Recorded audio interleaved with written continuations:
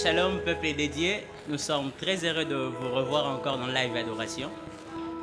Vraiment, nous vous présentons nos esquisses pour le petit retard. Ce n'est pas de notre propre vouloir. La technique a ses caprices.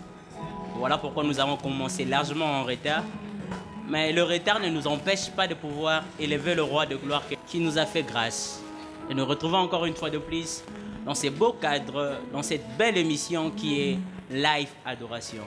Un moment d'adoration dans la présence du Seigneur, un moment d'adoration où nous élevons le roi de gloire.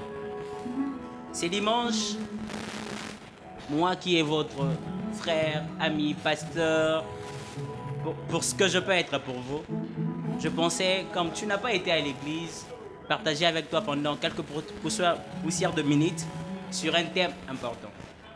On est sans ignorer, savoir l'épidémie qui bat son plein, mais là, nous ne sommes pas venus pour élever cette maladie.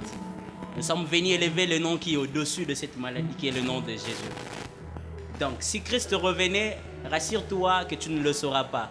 Alors, ne panique pas en disant que il n'est pas encore fin.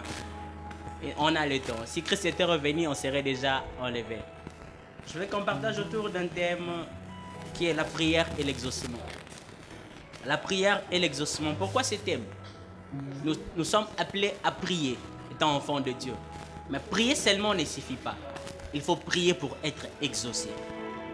Déjà, si nous sommes dans le livre de Nombre 14, le verset 28, la Bible nous dit, Dieu dit dans sa parole qu'il fera avec nous selon ce qu'il nous a entendu dire. Donc, il va le faire. Donc, l'exaucement est déjà disponible. Mais comment entrer dans cet exaucement ? C'est au travers de la prière. Et c'est ça notre thème de cet après-midi, la prière et l'exaucement.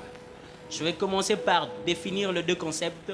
Le premier qui est la prière. Qu'est-ce qu'est la prière ? Je sais que tu connais beaucoup de définitions. J'en ajoute pas, mais je t'ai fait comprendre comment moi j'ai défini la prière. La prière, c'est repérer dans la parole de Dieu toutes les promesses dites à ton égard et les lui rendre. C'est ça une prière. C'est comme un droit. C'est comme un droit qui t'est donné. Mais aussi longtemps que tu ne connais pas ce droit, tu seras comme quelqu'un qui multiplie les paroles en vain. Or, une bonne prière, c'est la prière d'une personne qui connaît qu'est-ce qui est dit à son sujet. Dieu n'est pas en dehors de sa parole, il est dans sa parole. Il dit, je suis derrière ma parole pour l'accomplir. Or, une prière qui est exaucée n'est qu'une parole de Dieu prise pour soi et le lui rendre à Dieu. Dieu veut t'exaucer, mais il veut que tu pries. Voilà pourquoi dans Nombre il dit, je vous traiterai selon ce que j'ai entendu sortir de vos bouches. Or, Dieu ne veut pas entendre tes propres paroles. Souvent, nous avons coutume à nous plaindre au lieu de prier, à pleurer sur notre sort au lieu de prier. Ah, bisso, ah, ngai, vraiment, non. Si nous sommes dans le livre de Philippiens, le chapitre 4, le verset 4 à 6, je vais lire la version Semeur parce que c'est une version que j'aime beaucoup. Il explique bien. Il faut avoir le coutume de lire beaucoup de versions de la Bible, mais moi j'aime lire la version Semeur. Il est ceci. Réjouissez-vous en tout temps de tout ce que le Seigneur est pour vous. Oui, je le répète, soyez dans la joie. Faites connaître par votre humilité vers tous les hommes. Le verset 6 dit, ne vous mettez pas en souci pour rien. Dans d'autres versions, il dit, ne vous inquiétez de rien. Mais en toute chose, exposez vos besoins à Dieu. Adressez-lui vos prières et vos requêtes en lui disant aussi votre reconnaissance. Alors la paix de Dieu, qui surpasse tout ce qu'on peut concevoir, gardera votre cœur et vos pensées sous la protection de Jésus-Christ. Vous voyez ici, Paul nous dit, il dit qu'on ne t'inquiète pas, qu'on ne se lamente pas, mais en toute chose, que l'on fasse connaître nos désirs à Dieu, par des supplications, par des prières. Voilà pourquoi j'ai défini la prière. Maintenant, j'ai défini l'exaucement. L'exaucement, c'est une réponse qui est disponible, dont on doit savoir comment accéder. L'exaucement est là, c'est disponible, mais comment y accéder ? Et la voie est unique, c'est la prière. Vous savez, Christ était un homme d'exaucement. Il avait toujours la coutume de dire que Père, je sais parce que tu m'exauces toujours. Père, je sais, tu m'exauces toujours. Il savait. Et ses disciples l'ont regardé faire. Dans Luc, le chapitre 11, dit, après l'avoir observé prier, les disciples l'ont demandé, Maître, apprends-nous à prier. Il était quelqu'un dont l'exaucement était instantané. Il pouvait multiplier le pain, ressusciter les morts. Il était tellement puissant qu'on pouvait seulement le toucher et la guérison était disponible. Mais en apprenant aux disciples, j'aime ce que Christ dit. Il dit, quand vous priez, dites Père.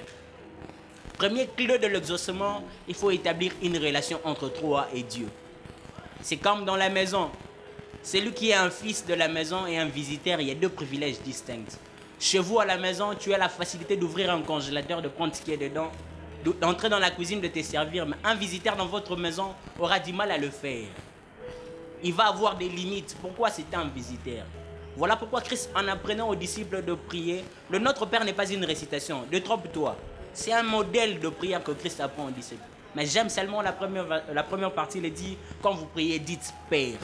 En d'autres termes, il dit, avant de prier, établissez une relation. Parce que l'exaucement repose dans la relation que tu as avec Dieu. Si Dieu n'est pas ton Père, tu peux entrer 100 jours, 200 jours, manguer, puis cambier je ne sais que quoi. Tu vois beau prier et tu diras, Nzambayano la raté. La prière, l'exaucement réside dans la relation que tu as avec le Dieu. Tu as quelle relation avec Dieu? Christ te dit ici, dites peur.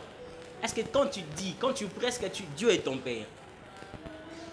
Il dit, ces peuples m'honorent de l'œuvre seulement, mais leur cœur est éloigné. En d'autres termes, il voulait dire, ces peuples-là me disent que je suis leur Père, mais en réalité, je ne le suis pas vraiment.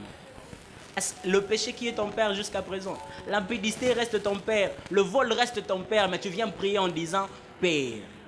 La Bible dit que la prière d'un pécheur, c'est comme de bourdonnement entre les oreilles de l'Éternel. Aujourd'hui, je viens t'apprendre juste la clé majeure pour l'exaucement. Pour être exaucé par Dieu, établis une relation. Christ a vécu l'exaucement parce qu'il savait qui il était. Il savait d'où il venait, il savait de qui il dépendait. Du moment où tu sais de qui tu dépends, tu as l'exaucement instantané. La deuxième clé, c'est la foi. La Bible, l'Hébreu l'explique, la foi est une ferme assurance des choses qu'on espère, une démonstration de celles qu'on ne voit pas. Or, pour avoir de l'invisible, il faut passer par le membre spirituel qui est la foi.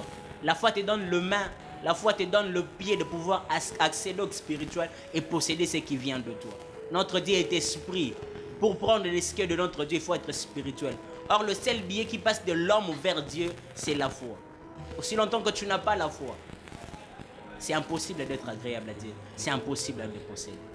C'est dimanche, tu dois réfléchir autour de ça. Réfléchir autour de l'exaucement et de la prière. Il faut prier. Comment prier? Prendre ce qui est parole de Dieu. Il ne faut pas aller là, mais tu peux tenir la parole de dire, il est dit de moi qu'en Israël, il n'y aura ni femme stérile, ni celle qui avorte. Tu amènes ça devant Dieu, Dieu t'exauce. Tu peux dire que Dieu dit, je veux que tu prospères comme prospère le tas de ton âme. Face à la pauvreté, tu peux le dire. Est-ce que tu peux commencer à prier? Dire Dieu exauce-moi. Parce qu'il est un Père. Parce que tu as la foi. Là où tu es, commence à prier. Nous courons avec le temps. Si le Dieu nous permettra, on en parlera encore. Mais dis-lui, je vais te savoir devant moi, c'est ce qui me rassure. Te savoir mon Père, ça me rassure. Te savoir mon Dieu, cela me rassure.